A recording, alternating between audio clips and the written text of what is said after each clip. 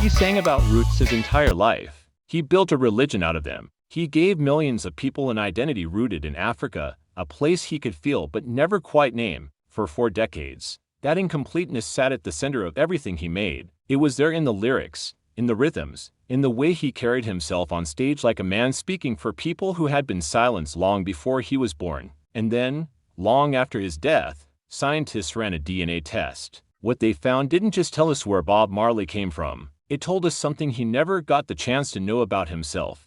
This is a story about absence, about what gets taken from a person before they're even born, and what, against every odd, manages to survive anyway. Born in 1945 in a tiny Jamaican village called 9 Mile, Bob Marley arrived into a world that didn't quite know what to do with him. His father was a 60-year-old white Jamaican man of English descent, a former British Army captain. His mother was an 18-year-old black Jamaican woman. The gap between those two lives, in age, in race, in power, was a gap Bob would spend his entire life trying to bridge. His father was largely absent. His mother raised him in a community that didn't always know where to place him. Neighbors called him the Duppy Man, half ghost, half spirit, neither one thing nor the other. Children can be cruel in very specific ways, and that name followed him through childhood like a shadow he couldn't shake. He grew up with a hunger that music could reach but couldn't fully satisfy. Long before he was famous, before Kingston, before the Wailers,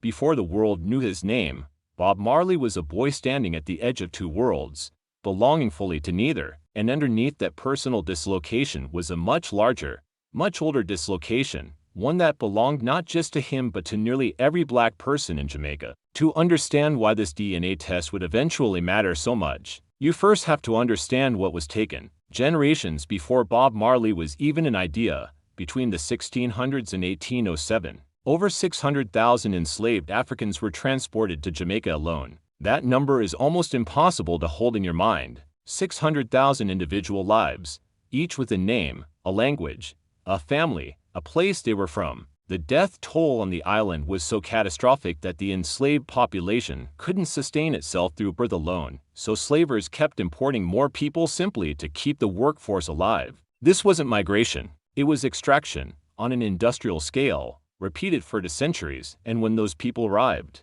their identities were systematically dismantled, deliberately and efficiently. Names were stripped and replaced. Native languages were outlawed or beaten out of children. Families were split apart on purpose, sold to different plantations specifically to prevent the kind of communication that might preserve a shared history, a shared culture, a shared resistance. By the time slavery was finally abolished in Jamaica in 1834, the specific ethnic origins of most families had been buried so deep that historians have long described it as a permanent erasure, not a gap that could be filled in with more research. An erasure, full stop. The records that survived from that era weren't designed to preserve people. They were designed to manage property. Plantation ledgers tracked enslaved people the way they tracked livestock or tools, by quantity, by value, sometimes by first name only, rarely by origin. For nearly 200 years afterward, that silence held. Caribbean families simply didn't have a way to ask and answer the question of where their ancestors had come from in Africa.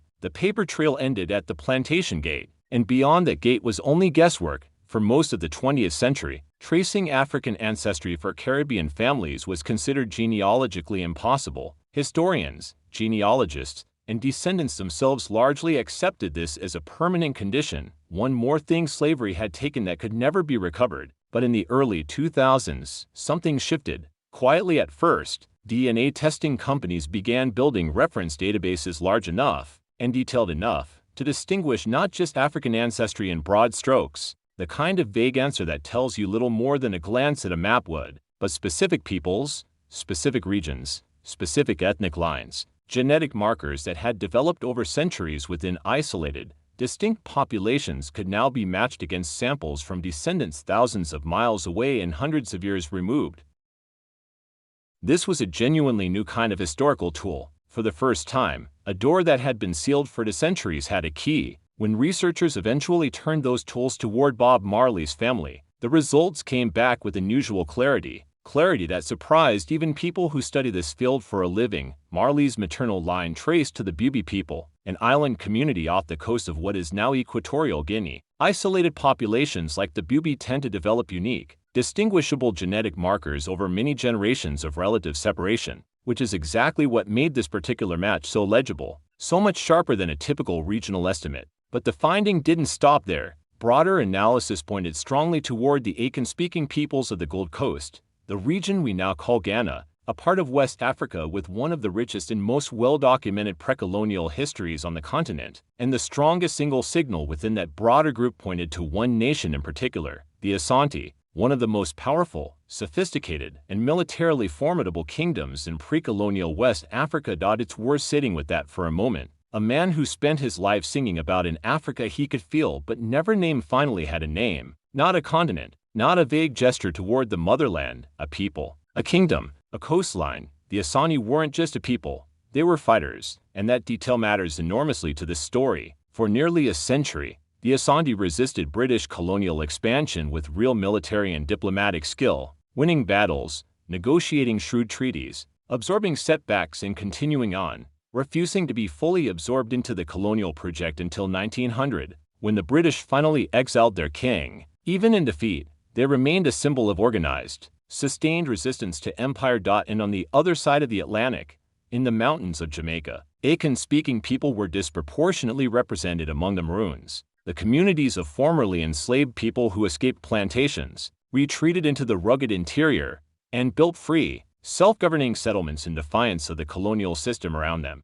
The Maroons fought to formal wars against the British Empire, and they didn't just survive, they won decisively enough that Britain was forced to sign a peace treaty in 1739 guaranteeing their autonomy. An empire that controlled vast stretches of the globe sat down and negotiated with people it had once claimed as property.